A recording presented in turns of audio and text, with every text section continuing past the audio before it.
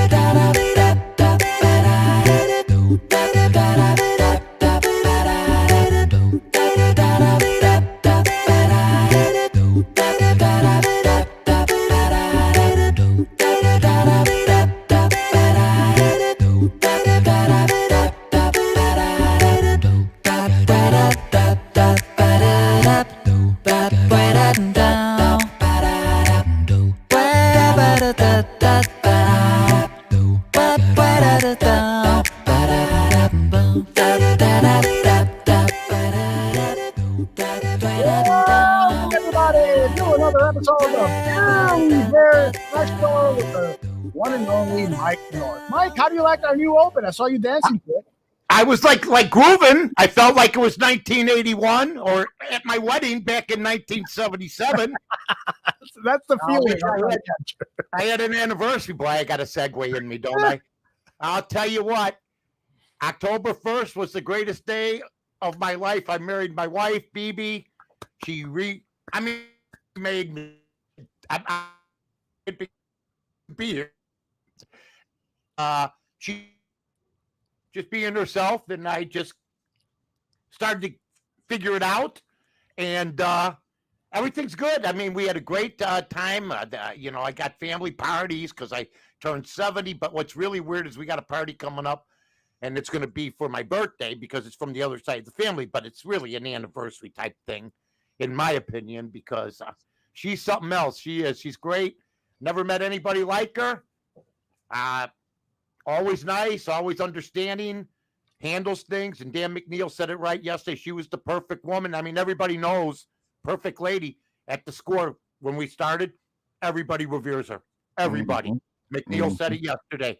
Don't ever think it got by the guys in the clubhouse about how great she is. So she's done nothing but great things. Emmy Award winner. She's a pioneer, Aldo. Yeah. I mean, we talk about the people that do it now and the people have done it in the past. I mean, I know all about, especially the ladies in sports, from Doris Burke to, you got Linda Cohn, who does good radio talk, Sarah Spain, people like that. Julie Swyka, she was a pioneer. Well, BB was doing radio with me and holding her own on the Score back in 1992, 93. So, I know how they have it's husband and wife teams now and some good ones, but we're unmatched, I think, because she lived with me.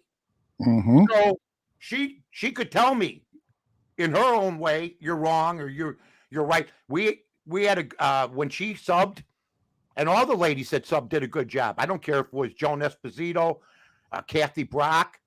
I always brought in either ladies in sport or the anchors because they had big audiences back then. Yep. And I figured, what the hell? Let's bring in Joan. Let's bring in Mary Ann Childers. They all hosted with me because I was all for women talking about sports back then, even though if you read the media, that was quite to the contrary. But Jen Patterson, great producer. That was all set up by my dad, who was a very liberal man. One of his heroes was Martin Luther King. People would be surprised by that, but he's also for everybody gets a chance. More equality before all this nonsense, gender equality and this and that. So I used his principles, and BB was as good as anybody, and she still is. So I want to compliment her on that. Plus, I got to talk nice about her. She's been cooking dinner for me for 45 years. I can't. We've been getting pipeline sabotaged. That's one pipeline I don't want sabotaged, if you know what I'm saying. Oh, yeah. Oh, yeah. We don't want that pipeline sabotaged. So how you been, buddy? We got a lot of stuff to talk about. I mean, we got the new open, which I absolutely love. Great job, Eldo. But that doesn't surprise me. BB, although they got Emmys, I mean, these guys, they do it like second nature. They bring me along. I'm like the calf that doesn't want to go. They pull the rope, and I'm putting but they get it done. You know what I'm saying? So thank you, John. Yes, I know what every one of them is doing. They're good friends of mine. Where's Marianne Childers? Do you know what she's up to? You know what? Marianne is doing well. Jay Levine is her husband, was married to her. Oh. Marianne hosted what class lady she was. Hell, I had Linda Yu host with me. Come on now. Linda. All of the greats. Yeah. All of the greats. Mm-hmm. I think my Martinez hosted with me.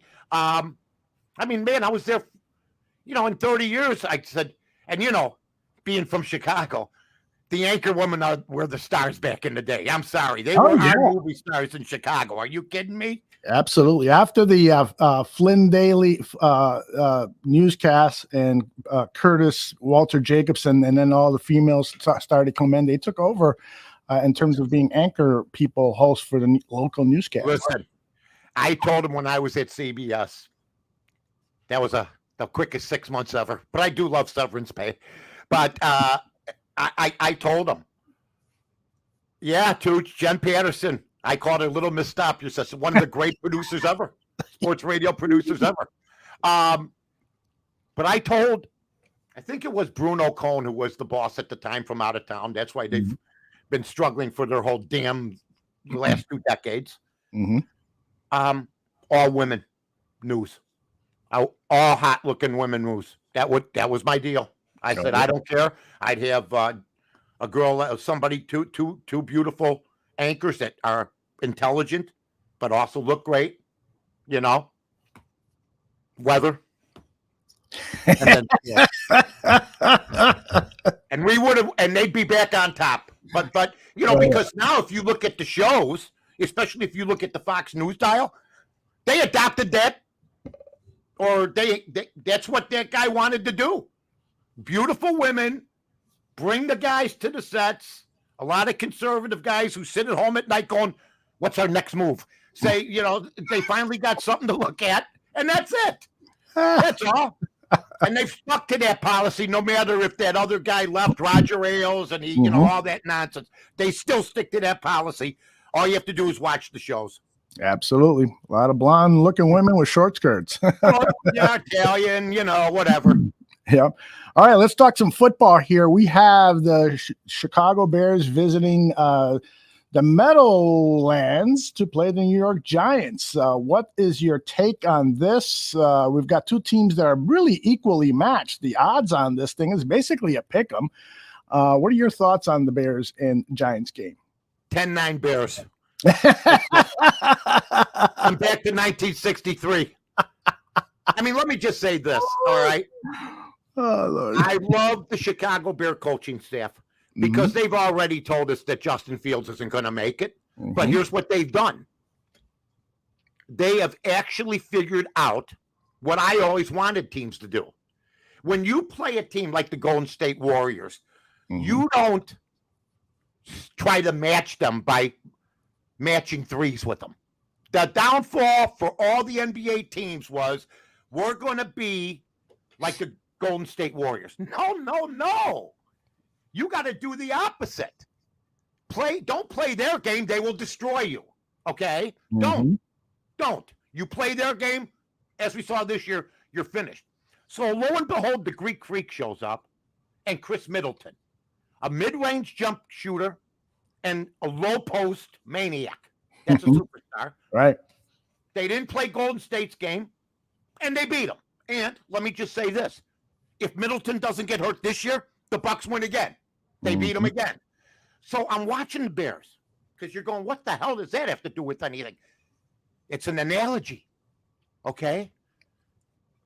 the Bears? No. Eberflus. What's his name? What's the guy's name? Matt Eberflus. That's it. That's right. Eberflus. And he knows, listen, we're not beating these guys throwing 25 times a game because, quite frankly, this guy's no good. We inherited him. We're going to put him in a position to be successful. That's the key to these guys. Put him in a position. Here's what they want from him. Aldo, tell me if I'm wrong. We're going to run the ball down your blessed throats. And you guys on the other teams are going to hate it. But even last year, Bill Belichick had a game where Mac Jones only threw 3 passes, I believe. And they ran the whole time and won. Don't think these other coaches didn't see that. The only way we have a shot to win is by running the ball like it's 1977 when Mike was first married. Okay? And that was a long time ago, folks. 45 years ago. I know that. They're so smart. If Fields can make 3 or 4 plays a game, they could run for 4 yards a carry or more. Their defense isn't on the field as much. Their special teams, which I'm a little worried about because of the field goal situation or the kicking situation right now for field goals, but that's fine, will keep us in the game. Plus, we're eating clock. It's a dream come true. 3 out of every 4 plays are run plays. And you know what the other teams are going? Oh, come on, man, throw the ball. Because they're not ready to stop the run. Teams don't know how to tackle anymore. So don't play everybody else's game and try to match Aaron Rodgers or anybody else or Brady. Don't throw with them. You'll lose. Run against them. Somebody said to me the other day, Aldo's going, just keep rapping, kid. You're on a roll, baby. You're Elvis walking into the studios back in 54 saying, I think I can do this. Here's what I'm telling you. And that was Son. Don't forget that. Son Records. Who was as relevant, that man there. Sam. What was his last name? Was it Rush? No. Sam Rush. I don't know where you can Sam Rush. Sam's son? Yes, that was it. But that guy was Barry Gordy before Barry Gordy. Yeah. He was Motown before Motown. Johnny Cash. Waylon Jennings. Sam Phillips. Yes. But I'm going to tell you now. Just play your game. Run. In fact, I was on AM 1000 with my good friend Carmen DeFalco. I want to thank everybody at Legends. I actually showed up to an event live, and they actually said, boy, he's got color in his face. But that's what I told him. And I'd bring Barry Switzer in for 3 months during the offseason next year and put in a wishbone package. Now you're going, well, Mike, why would you do that? You got to pass to win. Well, we don't know that. We thought you had to shoot threes to win until the Bucks showed up. Okay, you still got to run the football. But somebody said, well, Justin Fields isn't good enough to play the wishbone. I go, are you out of your mind? He's perfect. He's a below average passer that will get better opportunities on fakes. When they're chasing 2 runners this way and 1 runner up the middle, he'll be over rolling to his right and maybe finding somebody open. I'm not saying make the whole offense that, but I would ask everybody this question. Now, I don't know what the Service Academy's records are this year. I doubt they're any good. But over the past 10 years, check the Service Academies out. Check Army out. Check Navy out. The last 20 years, they played against great competition and have actually beaten them because they ran the wishbone. And the other teams didn't know how to prepare for it. That's what you got to do if you're the Bears this year, because their quarterback, I think I've been watching this game a long time. His numbers are worse than Avellini's, and Aldo and I watched Avellini. Oh yeah. And Bob couldn't play. Basically, was below average. I know Bob. I don't want to hurt his feelings, but he's heard it before. I intercepted him in a bar league after he retired. Okay. True story. Really? I didn't know that. I played for Shenanigans in a bar league at Lakeshore Park. Oh. Football, touch football. Yeah, Mike, yeah. Kim and Darren, good friends of mine. I worked down there. Bob played quarterback, I think for Mothers. I can't remember. But it was a bar league back then, touch football. Some great games at Lakeshore Park. He was the quarterback. Sorry. He threw one, threw an out pattern to the guy. Boom. You were there. Nice. I was there. So I can honestly say I intercepted an NFL quarterback. But Bob made it to the playoffs. Yes, he did. Okay. And Bob was a decent field general. Mm-hmm. You know, you need that too. And Bob would get rid of the football if he could quickly. And right now, Justin Fields is last in time holding the ball at 3.5 seconds. I've been telling everybody for years, you can't draft an Ohio State quarterback. I've been saying that forever. And all of a sudden, nobody's talking to me against that anymore because they can hold the ball for 5 seconds and still nobody's touching them. And they give the receivers time. And the running game, as you saw yesterday, is stellar. So when you recruit an Ohio State quarterback and you recruit him high, he's going to play for the absolute worst team he's ever played for when he plays in the NFL. But you can say the same thing out of any top quarterback coming out of the NCAA. They all come from programs where they have outstanding offensive lines. Every Alabama quarterback, every Clemson quarterback, you name the quarterback, they come from a system where there's outstanding pass protection and really good pass receivers. It's rare that that's not the case. That's true. Except those schools have had successful quarterbacks come out, like Kenny Stabler, Joe Namath. You cannot compare Alabama to Ohio State. I'll name you the great quarterbacks that everybody told me were going to come out of Ohio State. Are you ready, folks? Braxton Miller, Art Schlichter, Rex Kern. Okay, I'll go all night long. Terrell Pryor, Justin Fields. I mean, Craig Krenzel, for God's sake. He wasn't a high draft pick. But there's been no Ohio State quarterback in their history. 2 schools have trouble producing quarterbacks. Okay? USC and Ohio. Running, they got but Aldo brought up all the other programs. They've all had guys that were successful. Now, Clemson with Trevor Lawrence. Okay, how is Watson doing? They've had 2 great quarterbacks, and yet they go to the pros, and they're very good. But Ohio State, you can name me every Ohio State quarterback that was supposed to be great. How about the poor guy Haskins that died? He was supposed to be so goddamn great. It's all crap. You go and the new guy Stroud, go on Bears. I don't think there's a Bear fan that want another Ohio State quarterback. I don't care how good he looks. He'll get to the pros, and Aldo knows this.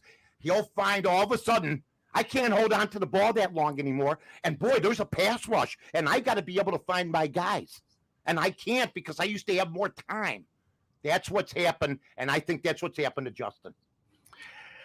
I think that everyone that is making these decisions on Justin Fields is jumping the gun a bit. There still needs to be time to develop this guy. It's also about developing the team. When you look at the tape, you will see that there are players, particularly on the offensive line, who are not doing their job to protect the quarterback. And Fields is focusing in on Darnell Mooney so much that defenses are reading that, and Mooney is not getting open. And then who's the second receiver on this team? It's Equinemius St. Brown, but he's not getting the targets that he deserves. Cole Kmet is not getting the targets that he deserves. He's only being thrown to a couple of times a game. John says Justin Fields' numbers are worse than Trubisky. Chicago wanted to run Trubisky out of town, while Fields mums the word. Chicago soft-serve media doesn't follow up. I kind of disagree with that. I don't. Well, I don't. He's had 14 games, and Trubisky had his second year was outstanding. I don't care what you say about the defense. I don't. He gets no more honeymoons. He's got to prove. Look, you have a play action. You are leading the league in rushing. When you have a quarterback that's decent, it's not about you don't have anybody around you. You traded up for this guy. He's supposed to make everybody else better. That was Mitch's criticism all of a sudden. All of a sudden, Fields doesn't have anybody around him. I've been watching football for 60 years. Anybody that's got a great running game, for the most part, outside of these damn Bears, usually have a decent passing game. But the Bears never concentrated on passing until McMahon came. They really didn't. And McMahon made them concentrate on passing. He did. He did, Al. My point is, you shouldn't be holding the ball with 3.5 seconds. Plus, there have been people that are open. Mm-hmm. And when you have a play action and you're running for 200 yards and you got time to pass because they're afraid you're running again and you can't find anybody, you were the guy traded up for, just like Mitch. So there's no new rules for you, pal. You had your honeymoon period. You better produce a little bit. But, like I always told Eldo, I loved Mitch because he won. Justin's 2-1. Let's see what happens today. Because if we go 3-1 and Justin throws 4 passes for 2 yards, that's a problem down the line. But Justin might have done something like pick up a first down. I'm all about winning. People in this town weren't. They wanted a quarterback that could stay with Aaron Rodgers, and that's what we got. Everybody forgot they wanted this. And I told Carmen that. He goes, well, Mitch last week didn't have great numbers. If Fields had Mitch's numbers last week, they'd be having a fucking parade for him today. Seriously. Seriously. Mitch Trubisky had a good game. He didn't have the greatest game, but he went 20 of 32 for 207 yards, a touchdown and no interceptions. Fields was dog shit. And if he had a game like Trubisky's, they'd be putting a statue up for the guy. So I don't want to hear the bullshit. I'm hot. Mitchell Trubisky has 2 touchdown passes this year. So does Justin Fields. How do you reconcile that? How many interceptions does Justin Fields have? How do you reconcile that? I can tell you in a second. I'll look it up. Because Mitch don't turn the ball over. I didn't even look. Mm-hmm. And it's not about that because Mitch is better than Fields. I've been saying it, and I'm going to continue to say, and everybody that wants to deny it, fine. Bottom line is, like Aldo says, it's a team game, and we've been winning football games. So if Justin can run for some yards, fine. But I'm not in the Trubisky debate anymore. I won that. Come on. You can't say you won when the game has just started. So wait a minute. How come they want to replace? How come they want to replace Mitch after 3 games? A lot of people, but Fields needs time. How come Tom Brady needs? Okay, let me answer that. Let me answer that because Justin Fields is basically still a rookie. Even Luke Getsy, the offensive coordinator, said Justin is a rookie under this system. He has so is Trubisky under the Pittsburgh system. Okay, but why, after 6-7 years as a pro, is it taking Mitchell Trubisky so long to get the respect? Chase Claypool himself. It's not about that. It isn't about respect. Claypool says, "You gotta allow me to talk. You gotta allow me to talk. You gotta allow me to talk because it's going to be a one-sided because you don't respect them. I don't respect him. I don't think you can win Super Bowls with Mitchell. Well, you can't with Fields either, and you're running cover. We don't know that yet. We don't know that yet. It's too early to make that. We didn't know that. Mitch had a 29-21 record. This kid's losing. This kid's got a losing record. But I'm not saying it's not going to work. But you really think Justin Fields? What's Mitchell Trubisky's record this season? 1-2. What's Justin Fields' record? Hey, Joe Burrows has 2-1. 2-1. So if you want to apply that standard, if you want to apply that standard, then you lose that argument too. No, I said I'm the one that's been talking about record. When Mitch was 29-21, he wasn't good for you. He wasn't good. Right, he wasn't. He wasn't. Now you want the torn record to be good for you. There was open receivers down the field, and he wasn't spotting them. He was running out of bounds when he had. Are you talking about Fields? Are you talking about Fields or Trubisky? I'm talking about Trubisky back then, and it's a problem for Fields now. How did Trubisky? Fields is the best quarterback in the NFL right now. He's among the worst. But hold on. The worst quarterback in the league is Justin Fields right now, or the kid from Houston. That's a stat. You can ignore it, but that's a stat. Bottom line is, it's really not about Trubisky anymore because Pittsburgh picked him up. I think if Justin Fields doesn't work out, he'll be a good second stringer. Mitch is a starter. We'll see what happens. But Joe Burrows, I mean, there's quarterbacks that are there's 27 teams that are 1-2 and 2-1. Mm-hmm. And Trubisky, Tom Brady, they said, has injuries. He needs more time with his receivers, only 3 games. But Mitch has 3 games with Pittsburgh. because they got a kid named Pickett behind them, who I understand can't play if they come to get him. Bottom line is, let's see what happens. But you have 27 teams that are 1-2 and 2-1. Now, I'm happy the Bears are 2-1. But if you're going to throw the record at me, then your argument against Mitch goes to the wayside, because his record was very good and he made 2 playoff appearances. That's all. He did make playoff appearances, but you know how good that defense was. In all honesty, the 1985 Super Bowl winning Chicago Bears won because of the defense. No, well, first and foremost, they led the league in rushing. They had a superstar running back, of one of the greatest quarterbacks who never watched film in his life, Al. Okay. Never watched film in his life. So they had a balanced team. They had Galt, McKinnon, but I get where they set the tone and teams were afraid of them. The 2006 defense teams weren't afraid of, but they had such great athleticism. Okay, but I never seen quarterbacks shit in their pants. I mean, grown men, Tony Eason. I never heard a guy go 22, 38. Time out for a minute. Otis is there. Otis is there, and Wilbur's there. I'll tell you what illustrates, I think, more than anything, that you can win with any quarterback. And I think this is the point that I think Aldo brought up later and I brought up at the beginning. Records matter. And Justin, like I said, he could have 3 yards today, and that's it. My bottom line is, if Justin wins today, and I think they can, I don't understand. The Bears are getting 3, and I know why they're getting 3. Because the one thing Aldo brought up is the defense. There's no doubt. They played better. They've held in the game. They're getting turnovers that they didn't get. But Saquon Barkley's a beast. You know?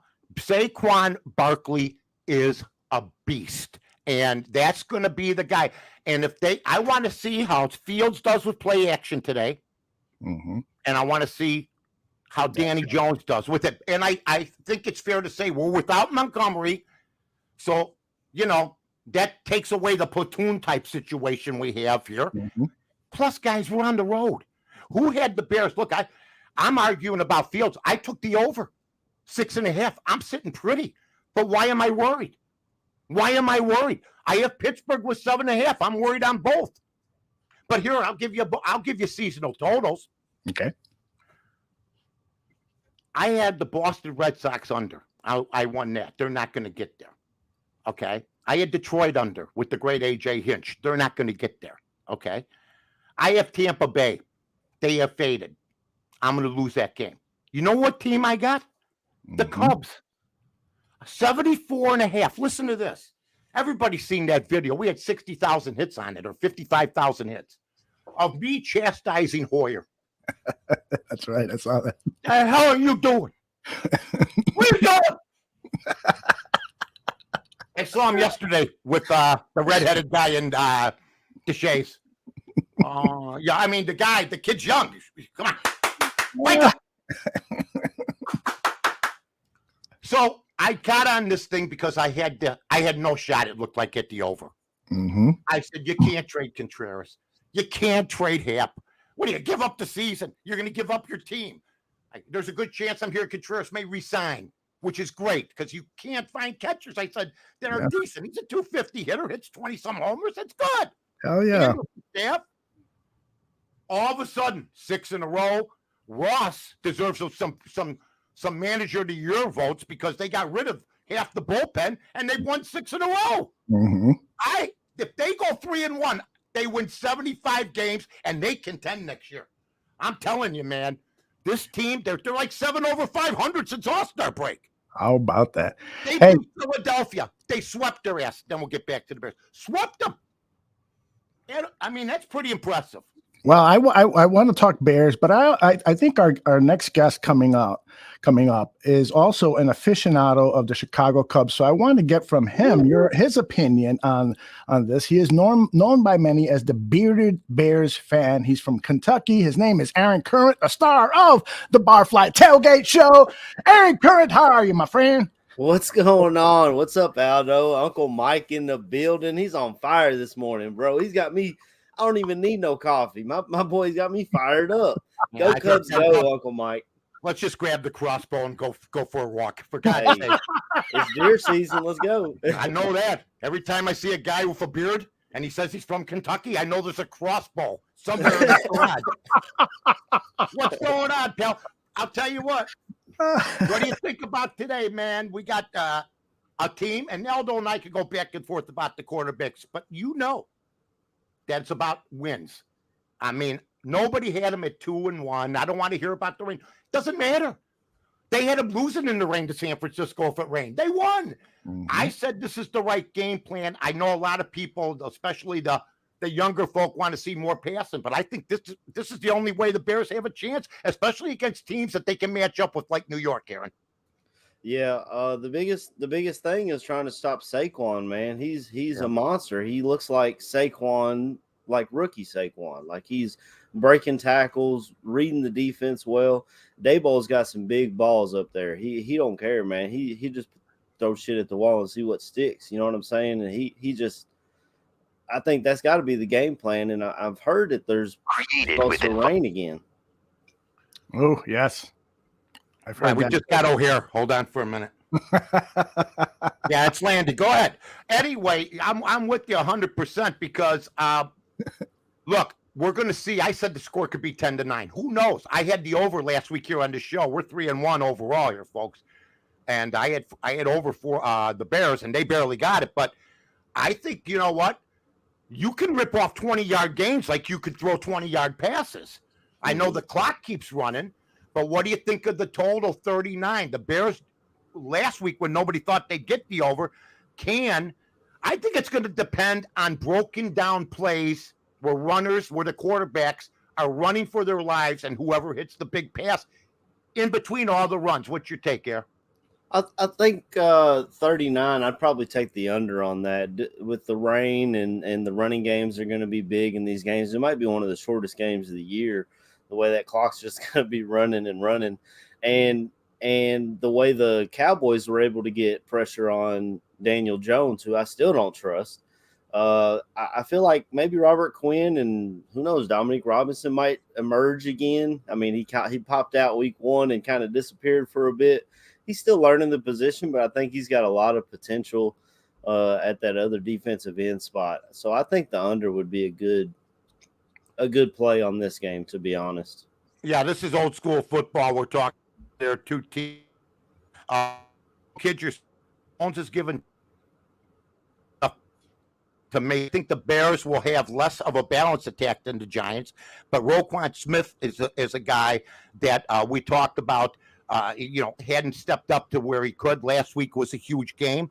I'm looking at the front seven of the Bears. I think basically the defensive backs have played okay. There's no doubt about it. I mean, they're in the game. There have been some long passes, but this is one of those games where if the defense of either team has a bad game or exposes itself, Aaron, I think that, like I said, I think there's going to be a play or two where a quarterback's going to buy himself some time and hit the big one. Don't you think if you run according to plan, like both teams, it's almost too easy? I think that Fields has to hit with some play action that we talked about earlier. He hasn't done yet. Yeah, we saw it. I think it was, I can't remember if it was against the Packers when Justin Fields faked the handoff. He rolls to the right, and he's just got all day to stand out there and pick daisies or whatever he wants to do. Chucks the ball deep and overthrows Mooney. They got to reel that in. I mean, we saw them all off season working together, getting the chemistry right, and then they got to get that right on the field. You know what I'm saying? Yeah. So it's possible that these guys can hit deep balls. I don't expect the Giants to do that though, because Kadarius Toney, I don't even know if he's playing this week. Right. But he was their biggest dude, and I know I saw him at Florida. He was one of those guys where you just get him the ball in space. So slant routes, screen passes, stuff like that, which they could take a long way, but I don't see a big deep ball threat in this game. Well, we're going to find out how that goes. I mean, there's other games to be played. In fact, New Orleans is playing Minnesota. I mean, back in the day, I would have cut church. That's it. I mean, there's an NFL game on. My mom wants me to go to 9:00 mass. That ain't happening. I pretend I'm going this way. I go that way, cut behind the house and wait till they went to church. But There's an early NFL game, Minnesota, big game. I think the Bears, it's hard to believe if Minnesota, and they're only 3-point favorites, loses this game, okay, today. Detroit, I mean, the Bears, if they could win this game today, 3-1, I think they're doing it the right way. Mm-hmm. I think, they know what they got in a quarterback. I think they know their strength is run blocking and their running backs. But I'm with you on one thing. I cannot believe, and, let's pretend this didn't happen. But Trubisky and Robinson, for instance, hit up for 200 receptions in the last 2 years they were together, right? And Kmet was pretty good with the other quarterbacks. I think Kmet's the key here. I think you start being a little concerned if you got a quarterback that was on the come last year that's now shut down again today, maybe. What's your take? As far as Kmet, or are we talking Kmet? I like Kmet a lot, man. I love his size. He's not a crazy burner, so he's not going to be like Kelsey. But it seems like he's struggling this year. He's still fighting the ball. I think it was Yurko used to say he punched the ball away. Like, the ball hits him right in the hands and he throws it on the ground. I don't understand it. And then now he's missing blocks too. If you look back at the tape, the screen pass he missed the block on, and the touchdown that didn't happen, he missed a block as well when they decided to go shotgun at the 1-inch line. I still don't understand that, but you know what? It's almost like we went back in time, wasn't it? I mean, seriously. So what do you think today? Give me your score. As far as Bears and Giants, I think the Bears win. Honestly, I like our defense. Eberflus has a history of getting more out of the secondary players that are not touted as these great players. I don't trust Daniel Jones, and I don't really trust their offensive line as far as the New York Giants. Yeah, they can run Saquon all they want, but guys, I don't know who they got playing wide receiver today as far as the Giants go. So they're going to have to lean on Saquon. And I think eventually our offense continues to build chemistry and get better as the defense plays well. The defense has played well this year, guys. Turnovers are going to be big. Turnovers, I think we're going to have to do a fumble or two would help on the short field. You see the stats there. The stats tell the different story than what we're talking about. You know what? The Bears are coming in. They rank 30th in rushing yards allowed, and they're playing one of the great running backs in the game today in Saquon Barkley. So we're going to find out what happens with that. But I'm with you guys. I picked the Bears 10-9 to win this football game. I hope it's ugly. I hope it's rainy. I hope it's crazy. And let's see what happens. Aaron, appreciate it, buddy. Thanks, man. Aaron got the Barfly Tailgate Show coming up at the end of this show at 9 a.m. Central. And Aaron, have a great show as you guys always do. All right, bear down, fellas. Bear down. I love this. I love this part because it's always you get to meet the different guys and women that do the shows on the network here, and he's good. I mean, I basically want to hang a deer upside down in my garage and gut it right now. And I love deer. First of all, if I saw a deer in the forest, I'd stop him from shooting it, and then I'd try to get a carrot or something to the deer. I'd say, take this for the kids. You are an animal lover. We know that about you. God. Are you kidding me? My God. By the way, just a personal thing. I was working on a video for you, and I saw this outstanding video of you and Licorice, your first dog. And this dog this video was fantastic because you were throwing a Frisbee at him, and he was making catches like he was Lynn Swan, just diving catches, jumping up in the air, doing phenomenal things. Was that natural? Did you teach him? What the heck was going on there? Because that was this is great. Because I used to start my TV show with that. By the way, pass interference called on New Orleans as Minnesota driving right now early. This is a type of game. I took New Orleans. I if Minnesota wins, just giving people false hope for the day, giving them some money in their pocket for the later games. In my opinion, Andy Dalton is going to be quarterback and Jameis Winston's in street clothes. Anyway, Licorice, first 6 months, I throw the Frisbee. The first 3 months we have her, she just watches it. I have to walk and get it. Throw it again. She just looks at it. 4th month, I throw the Frisbee. She runs after it. but just looks at it. Fifth month, she runs after it, puts it in her mouth, but won't let go of it once and won't bring it back to me. 6th month, all of a sudden, bang. Wow. Starts catching everything. Catches it, brings it back to me. And we put it on tape. Her record personally was 39 Frisbee catches in a row. And if she didn't make that a lot of times because of my throws, but she played in snow. She was great in snow too.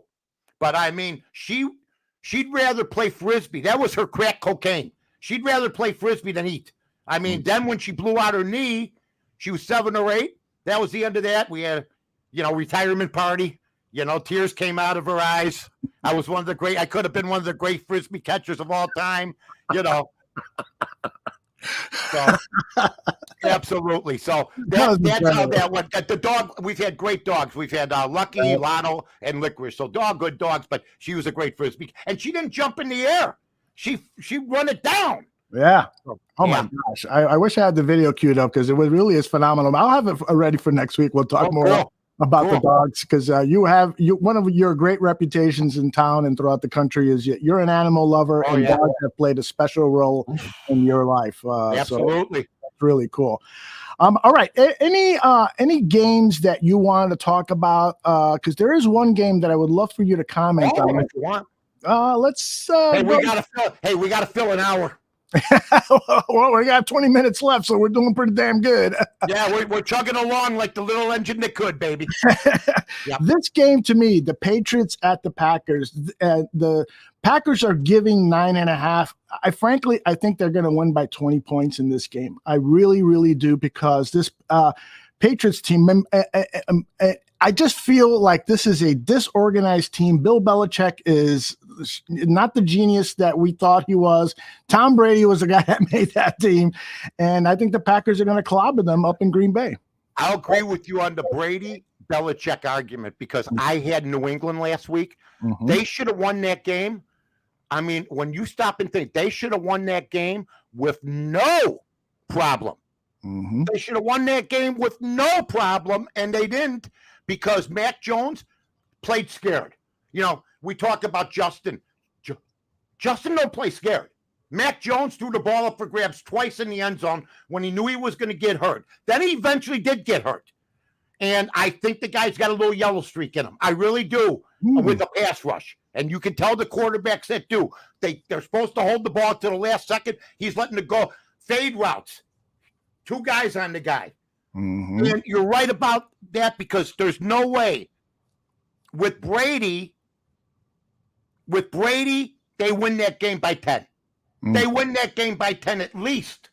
So you're right about the Belichick argument. I happen to think that maybe, just maybe, New England can keep it within the 9.5. But as far as winning is concerned, yeah, I'm with you. I mean, Aaron Rodgers is the guy that makes people better. And when, like I said about all these other quarterbacks, and coaching matters. Look at Trevor Lawrence, folks. That's all I'm going to say. You bring in Peterson, Urban Meyer, one of the worst hires of all time, leaves, and they're still looking to hire him. Yeah. My God. I wouldn't go within that goof within. I know he's a good recruiter, a decent coach, but he's a problem too. Mm-hmm. When your main problem is your head coach, why would you do that? So yeah, I would probably take New England with the points. You know what I'm saying? So I do know what you're saying. I agree totally with you. And Taurine wanted to know your thoughts on the wrong one. Where to go? Rams at 49ers. The 49ers are giving away 1.5. The money line is 49ers minus 125. The over under is 42.5. I like the over on that game, but your thoughts, please. I like the Rams in that game. And the reason I do is, Jimmy G, by the way, I had Denver and I needed them last week, folks. When he stepped on that goal line, that's the worst thing. I was against Frisco, so he never looked handsomer in his life, But I like the Rams in that game. I think they start to get their mojo on. So that would be my opinion. All right. Now, what about this game here? Mm-hmm. The Broncos at Raiders afternoon game. I'll probably be watching this one of the afternoon games. Although the Packers game, I think, is an afternoon game too. So we'll keep it on I'll Red tell you Zone. what's a game to watch: Dallas and Washington. Oh, the Now, rival. they're riding high with this. By the way, Minnesota scores 7-0 as we start the day. Jeez, I just want to go buy a guillotine right now. You know what I'm saying to you? But I don't know if it comes with instructions. I have nobody around to put it together. Okay, I might just have to run on 47 and go look. Anyway, every week it's a stress test. Although every week, I like Washington plus the 3 today. Is that right? Oh, I like. Well, you got the good quarterback. He's playing out of his butt right now. Rush for the Dallas Cowboys. He may be, as long as they win, you know. But I just think that there's been a couple tough plays against Washington. Otherwise, the record could be slightly different. I'll go 1-2. But I think their back's against the wall. Wentz taking plenty of criticism. I think today, I think he has a better job. But you do have some animal dogs on the defensive side of the ball for Dallas. Believe me. Yeah, that Micah Parsons is an extraordinary player. Yes, he is. Yes, he is. The other game that has really had my head scratching my head is the Jaguars at Eagles. The spread is the Eagles giving 6.5. The Jaguars have looked really good this season with their new coach, Peterson. How do you see this game? Do you think that this could be a close game and the 6.5 could be a problem for the Eagles fans? I don't know what the money line is. It's probably expansive, but I would probably take the money line. And if you lose, you lose a lot of money. But if I had to take the points, I'd lean. I don't know if I'd play the game Philadelphia. Okay. So money line is minus. Let's do every game. Let's do every game. I love it too. We got it till 9. I mean, till 10, baby. I don't even know what time it is. What time is it? 9? Yeah. 8:48. We got 10 more in minutes. the fog today at 6:30. All right. Now, the Detroit Lions are without 2 key offensive players, St. Brown and their running back, Swift. The line is Lions minus 180. The spread is Lions minus 3.5, and the over-under is 47.5. How do you see this game up at the Dome Stadium? I like Seattle getting the points. I love Detroit it too. Can score points, but I like Seattle keeping it close. And I just think that Pete Carroll's a good coach. I think he takes criticism. I understand he lost Russell Wilson, but they're not starting the world on fire out there in Denver. I mean, they're winning games, though, and he's a great quarterback. Don't get me wrong. I love him. But I probably right.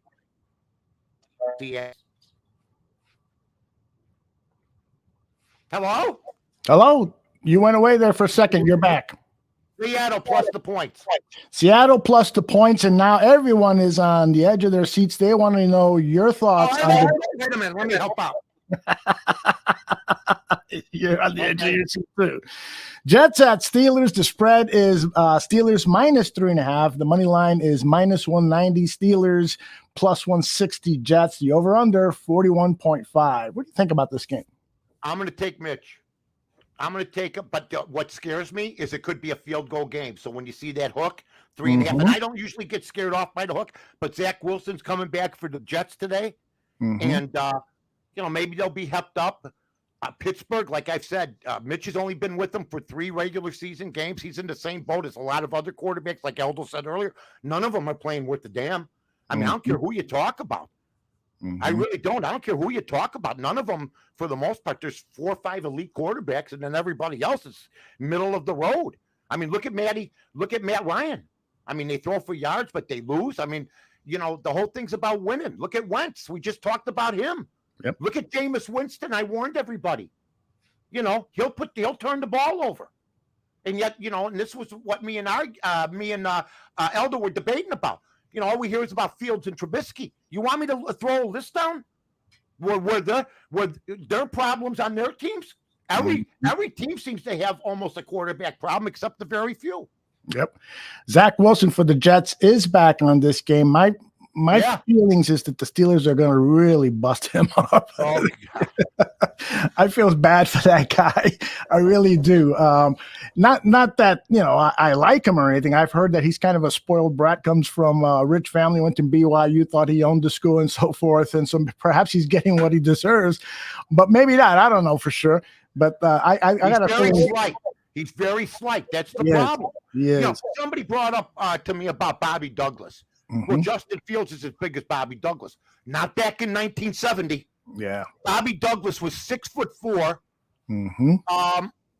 Was just 220. battery ram at 225 pounds. When your average NFL, Butkus was 235.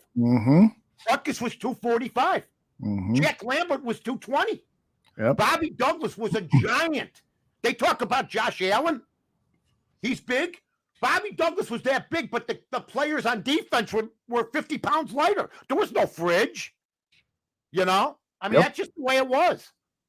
Bobby Douglas, one of my favorite. Let's see if I can cue up some highlights of him here. Oh, let's watch him batter some people. One of my favorite quarterbacks of all time. Oh, hey, look at the guy.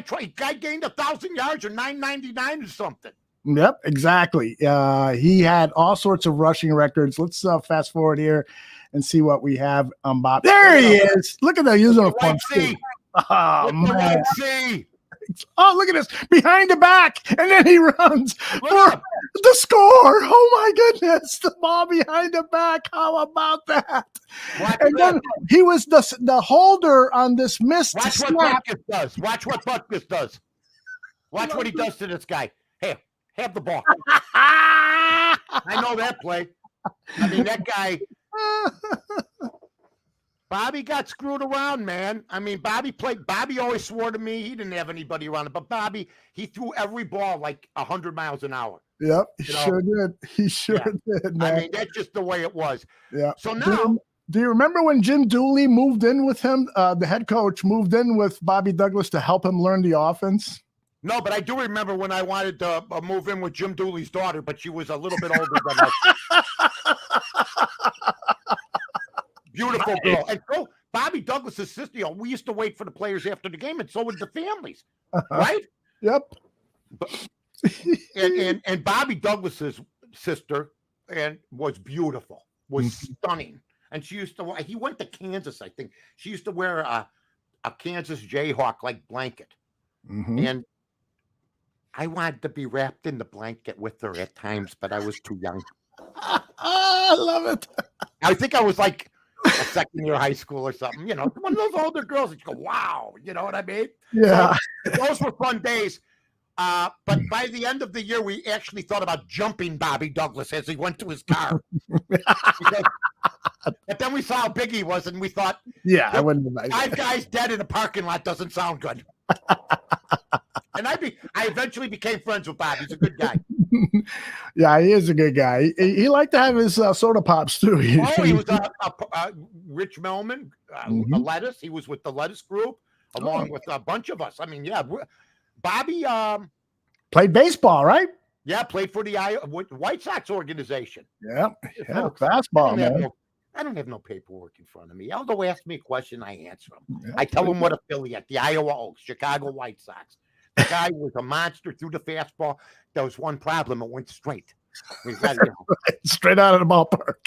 Bang. Remember Ralph Cramden? Bang, zoom. That's right. Yeah, he had Bobby's a hell of an athlete, man. That's right. He was really was.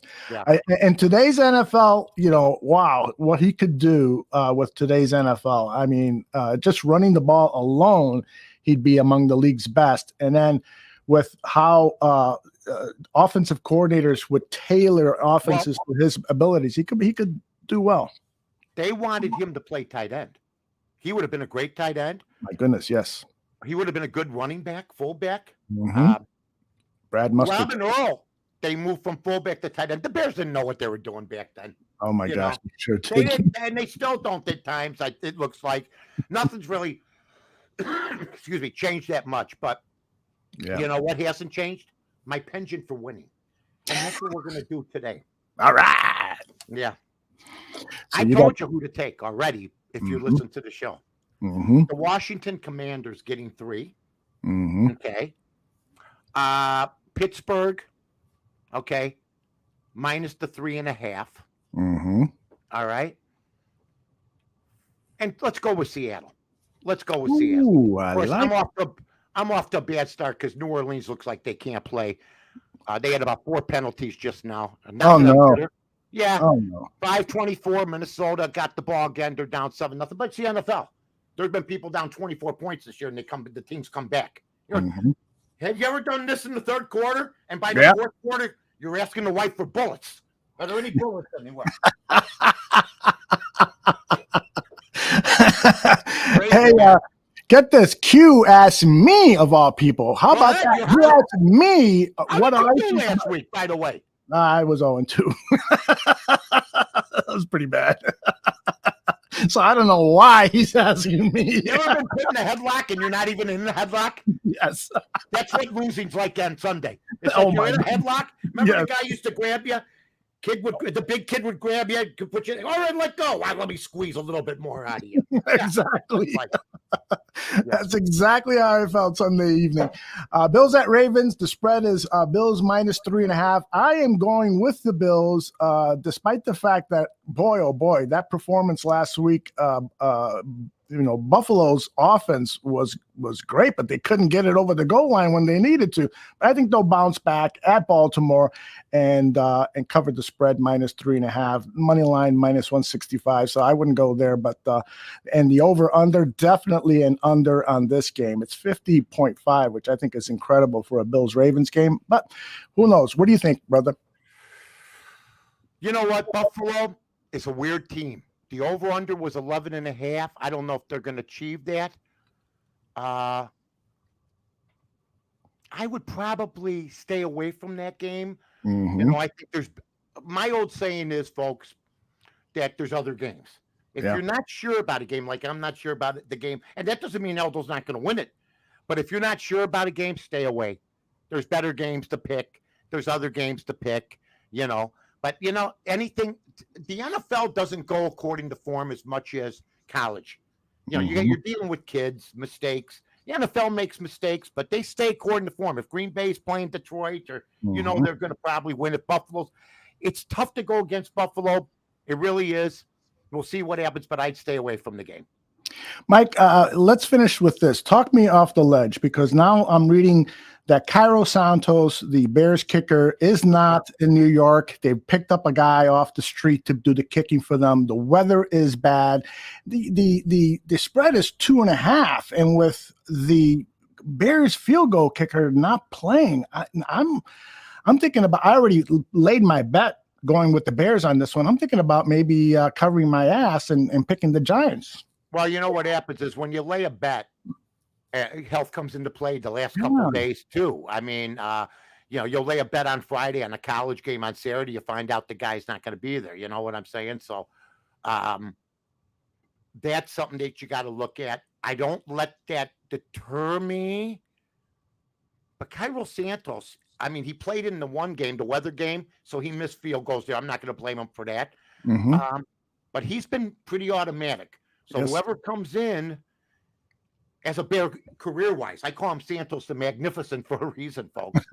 But I think they knew early in the week, so hopefully his kid fills the bill. It's another game I'm not betting. I just want the Bears to win. Yeah. Well, I should have taken that advice. You should have given me that advice on Thursday. I mean, not every game is bettable. I mean, look, I like Tampa Bay earlier in the week. Mm-hmm. Now I'm sort of liking Kansas City. You know what I'm saying? So absolutely, that means stay off the God blessed game. Right. That's right. All right, we got to leave this show to make room for the Barfly Tailgate show. And I just want to let people know, remember, David Spada is your guy. Yeah, right? David Spada, you hurt yourself, you twist an ankle getting off the company truck. David Spada, he's right there for you. He's a great guy and great attorney. You got to be legitimately hurt. David's an honest guy.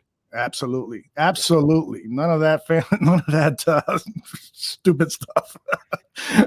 Stupid stuff it's called now. I'm trying to be politically correct. I understand that.